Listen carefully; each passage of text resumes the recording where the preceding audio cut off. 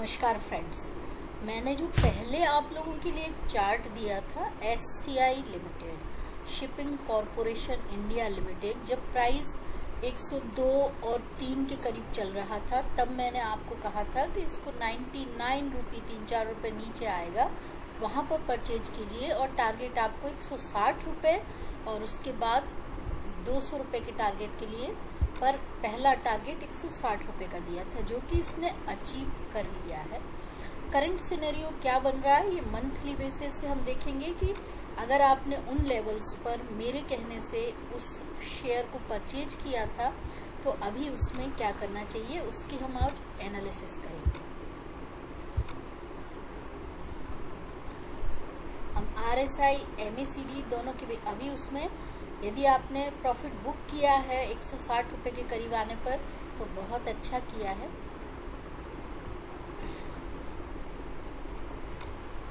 On higher time frame monthly पर RSI और MACD दोनों के ही बेसिस पर ये इसका थर्ड वेव था।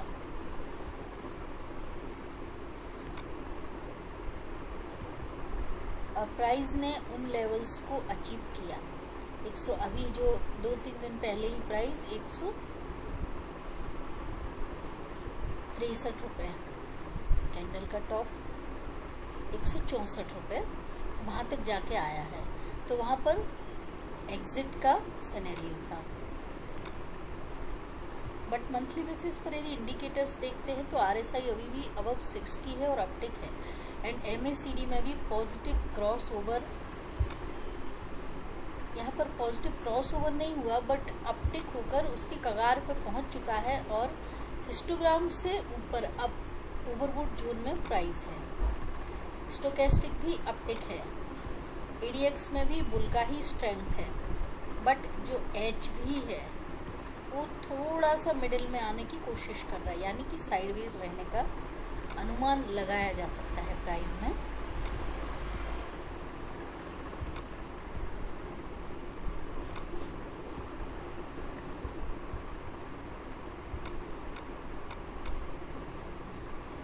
अगर आपने प्रॉफिट बुक कर लिया है तो बहुत अच्छा किया है, अगर नहीं किया है तो इसका और लॉन्ग टर्म व्यू क्या हो सकता है वो हम देखते हैं।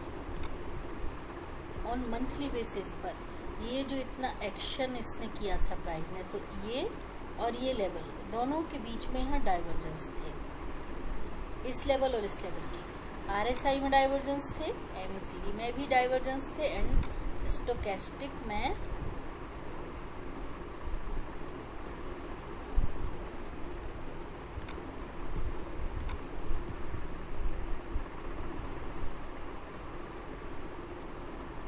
डाइवर्जेंस नहीं थी। स्टोकेस्टिक में खाली MACD, RSI और MACD काफ़ी होता है, डाइवर्जेंस वही देखे जाते हैं मोस्टली। RSI में डाइवर्जेंस देखे जाते हैं।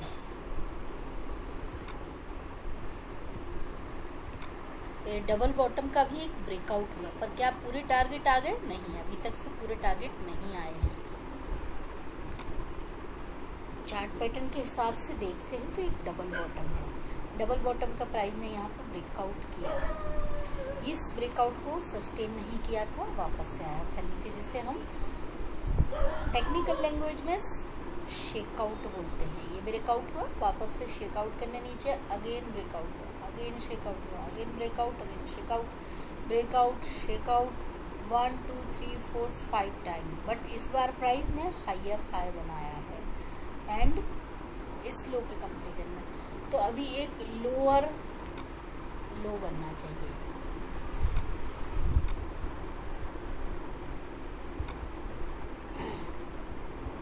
लोएस्ट पॉइंट यहाँ पर है, तो वेव काउंट हम यहीं से करते हैं।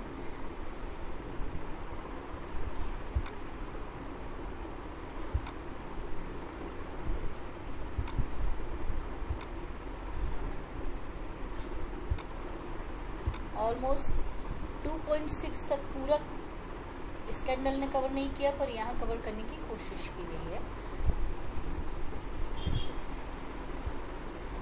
एक्सटेंडेड थर्ड वेव बनाया था इसने, 2.6 पूरा कवर नहीं हुआ है अभी तक से भी, पर यदि RSI को ऑब्जर्व करते हैं तो इसका टॉप था ये।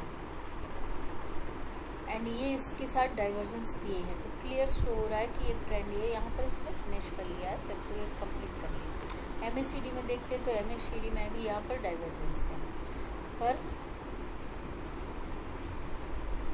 तो वहाँ से करेक्शन का ये जो कैंडल बनाया इस मंथ का इन्वर्टेड हैमर अभी तक के ट्रेंड के हिसाब से, बट अभी मंथ कंप्लीट होने में ऑलमोस्ट 22 दिन बचे हुए हैं, 18 दिन बचे हुए हैं सॉरी।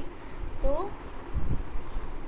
ये किस तरह का बिहेव करेगा, इस कैंडल का पूरा ट्रेंड कैसा होगा वो देखना होगा।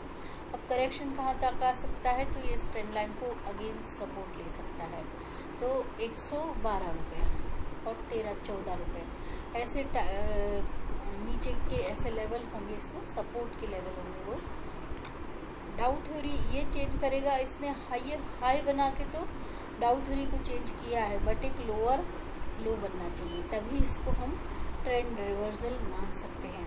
यदि इसका EMA देखते हैं तो सारे EMA इसमें पॉजिटिव हैं, कैंडल को हाइड कर देते हैं सभी। यहाँ पर जस्ट 513 एंड 26 के बीच पॉजिटिव क्रॉसओवर किया इसने, और पॉजिटिव क्रॉसओवर के साथ विद वॉल्यूम इस ट्रेंड लाइन को ब्रेकआउट किया है। इसलिए इस बार, पिछली बार जब ब्रेकआउट किया था तब निगेटिव क्रॉसओवर कर रहा था 5 EMA, इसलिए फेल हो गया।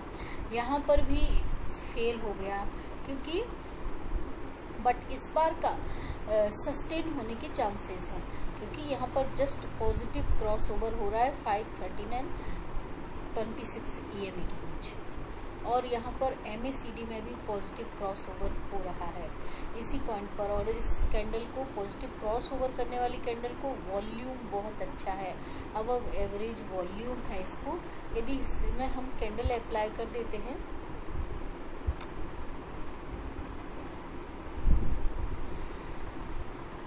अभी तक से कोई ऐसा सिग्नल स्ट्रॉन्ग नहीं दिया है कि जब तक, यदि ये पूरी प्राइस गिर के इसको रेड कैंडल में बदल देती है तो ही ये बेयरिश कहलाएगा।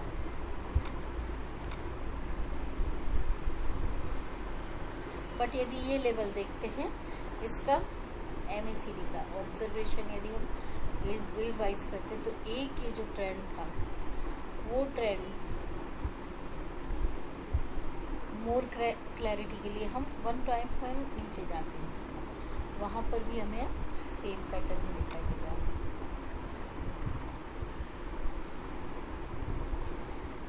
ये जो ट्रेंड यहाँ से इसने बनाया था, इसमें कंटिन्यूस डाइवर्जेंस देते देते ये यहाँ तक गिरा, वहाँ पर एक और ट्रेंड कंप्लीट कर दिया, एक और वेव कंप्लीट हो गया, करेक्शन उसका आया, यहाँ से अगेन इसने करेक्शन देते हुए एक और वेव यहाँ पर कंप्लीट कर दिया इसने, और उसके बाद ये एक और करेक्शन आ गया और वहाँ से नया इम्पल्स का स्टार्ट किया है। तो ये हमारा, हम यहीं से इसको काउंटिंग कर सकते हैं। इसका थर्ड वेव था, थर्ड और फिफ्थ था, एंड मैन 5th वेव था।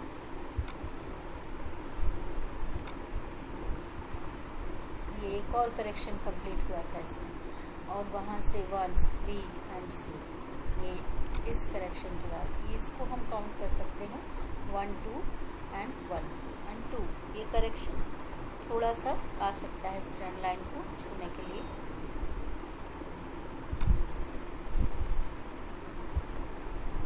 एग्जैक्ट 61% टारगेट दे दिया 5th वेव ने अपना, और वहाँ से कंप्लीट होने के तुरंत बाद ये रेड कैंडल इसने बनाया है, बट इस कैंडल को अभी तक से वॉल्यूम नहीं है।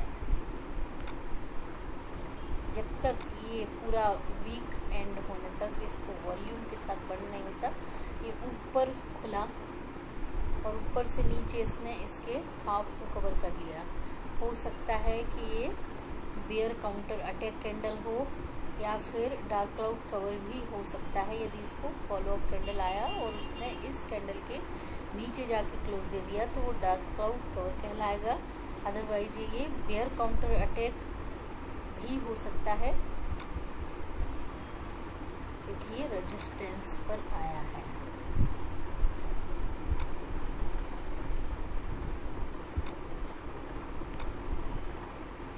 तो प्राइस में गिरावट आ सकती है, क्या इस ट्रेंड लाइन का सपोर्ट लेगी प्राइस, तो हो सकता है सपोर्ट ले सकती है।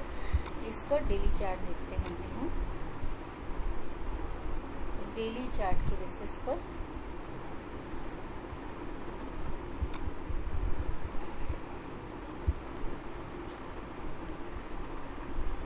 एक ट्रेंड यहाँ और फिनिश करने के बाद ये जो करेक्शन था, इसके बाद जो नया ट्रेंड शुरू हुआ,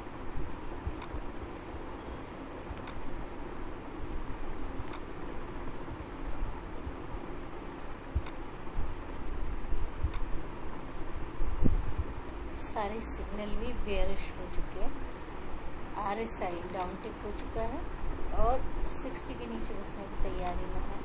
MACD भी डाउन टिक हो चुका है। स्टोकेस्टिक तो मिडल ऑफ एरिया में घुस भी चुका है डाउन टिक देकर के, और EDX में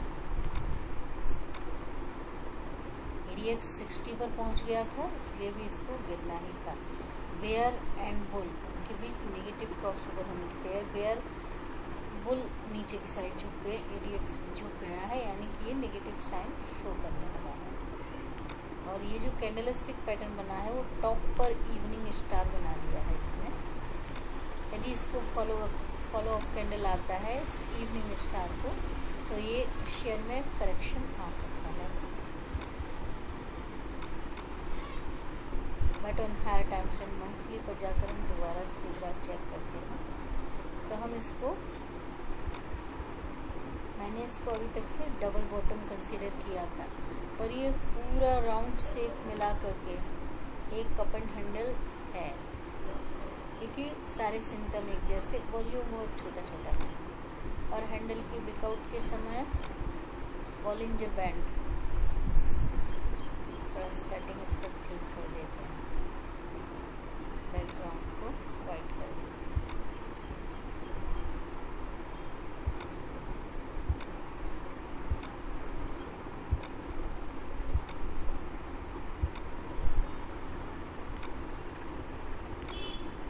बैलेंजर बैंड दोनों साइड एक्सपांडेड है हैंडल के ब्रेकआउट के वक्त। अब हैंडल यदि हम इसको कंसीडर करते हैं तो हमें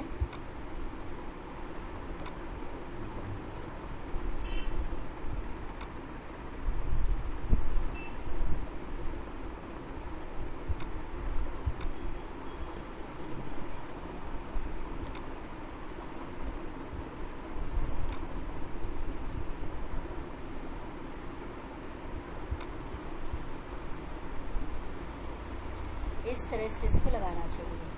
ये कप एंड हैंडल के ब्रेकआउट का पॉइंट बन सकता है। इस यदि हम यहाँ से लगाते तो एक डबल बॉटम दिखाई दे रहा है, जिसके भी टारगेट बहुत ऊपर के हैं। कप एंड हैंडल जो कि है, क्योंकि कप बनते वक्त जो वॉल्यूम है वो पूरा सपोर्टिव है, बॉटम में बना हुआ है।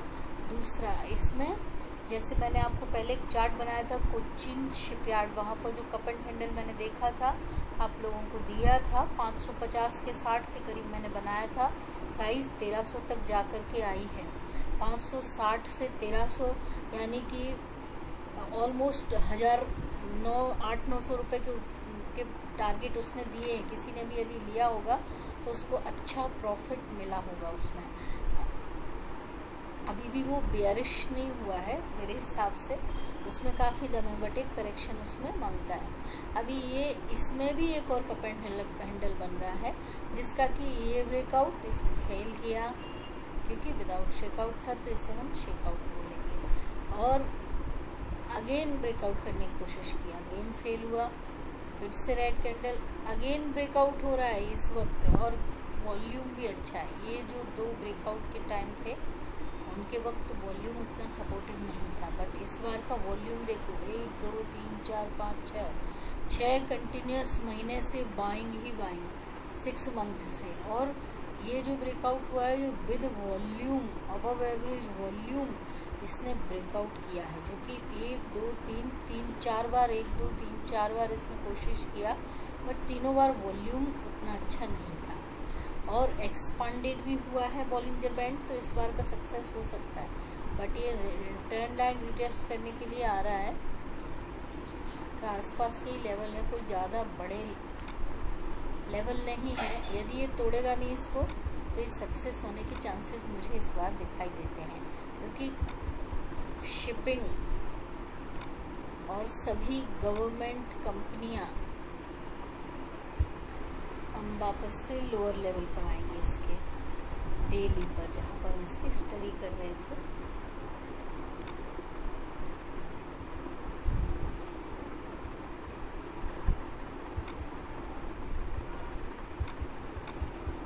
प्राइस ने तो ऑल टाइम हाई को टच कर लिया है और रिट्रेसमेंट हो रहा है। अब इसमें वॉचफुल रहने की ज़रूरत है। ये जो लेवल अभी आया है इसका, इससे से देखना पड़ेगा कि 140 रुपये के करीब ये सस्टेन करता है, तो इसमें कप एंड हैंडल के लिए बाय किया जा सकता है, बट इसका टाइम करेक्शन माना जाएगा। पर वो एक साथ ब्रेकआउट नहीं दे देगा। हो सकता है कि एक छोटा सा करेक्शन तो इसमें आना है, क्योंकि फिफ्थ वेव कंप्लीट किया है इसने, और वो करेक्शन यदि टाइम करेक्शन लेता है, ये फ्लैग जैसा बनाता है या साइडवेज रहता है, तो इसमें साइडवेज एक्शन के बाद बाइंग बनता है। अभी इसका और एक time frame, lower time frame पर यदि जाकर हम देखते हैं और लीविसेस पर,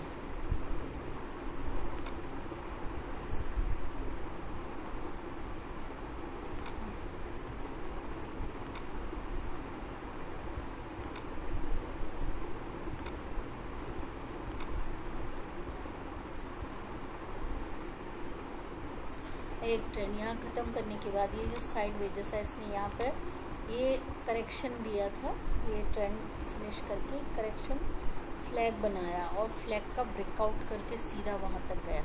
कंटिन्यूएशन पैटर्न था ये इसका, और वहाँ पर यहाँ से अगेन इसने एक छोटा सा फ्लैग बनाया।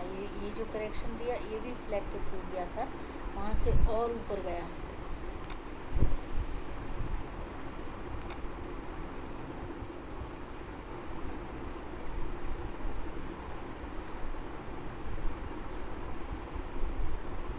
तो अभी प्राइस को यहाँ पर सस्टेन करना चाहिए।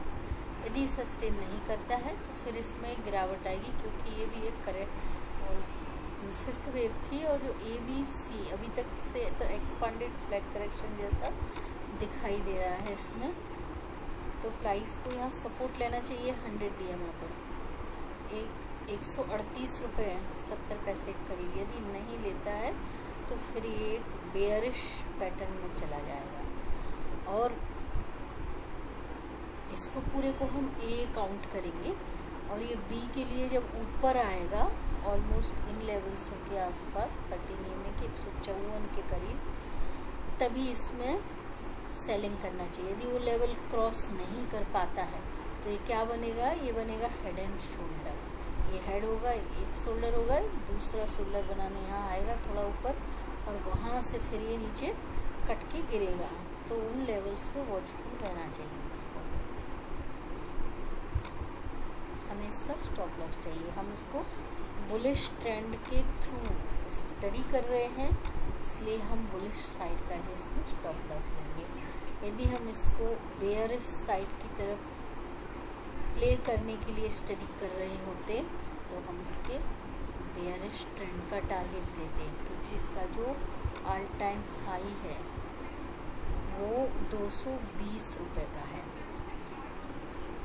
यदि वो इस कप एंड हैंडल को क्रॉस करके कप एंड हैंडल का टारगेट देता है तो ये जो लेवल है वो 135 रुपये का है, और लोअर लेवल जो है वो 24 रुपये का है।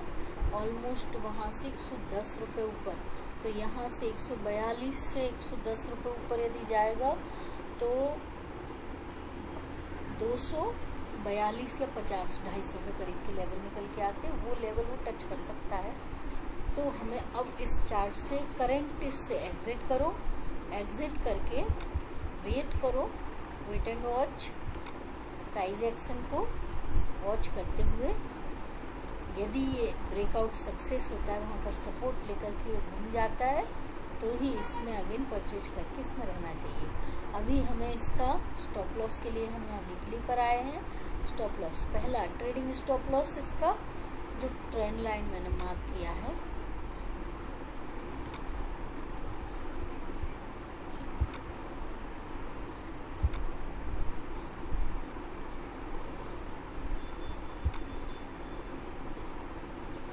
कैंडल का ट्रेंड लाइन, दूसरा डबल बॉटम का ट्रेंड लाइन,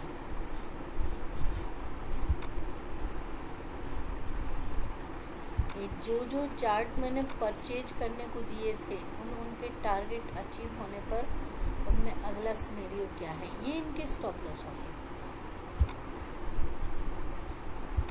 डबल बॉटम का ट्रेंड लाइन लगाया मैंने, दूसरा कप एंड कैंडल का ट्रेंड लाइन लगाया, उसने अभी तक से उस ट्रेंड लाइन को तोड़ा नहीं।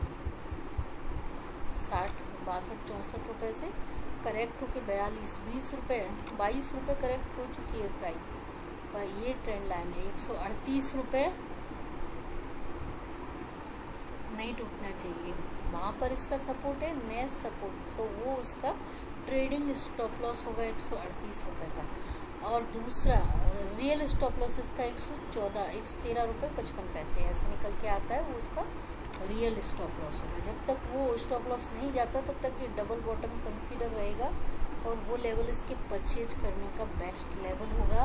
तो दोनों लेवल पे यदि यहाँ पर सस्टेन करता है, पहले सस्टेन होना चाहिए, कोई बुलिश कैंडलस्टिक पैटर्न बनना चाहिए, इंडिकेटर सपोर्टिव होना चाहिए, तभी इसमें यहाँ पर परचेज करना चाहिए। अदरवाइज इसको अभी जो पहले हमने 99 रुपये पे परचेज यदि मेरे रिकमेंडेशन पे किया था तो ये इसका 164 रुपये का टारगेट अचीव हो चुका है पहला। अब यदि यहाँ पर सस्टेन करके यहाँ से टर्न मारता है तो फिर टारगेट 250 रुपये के होंगे।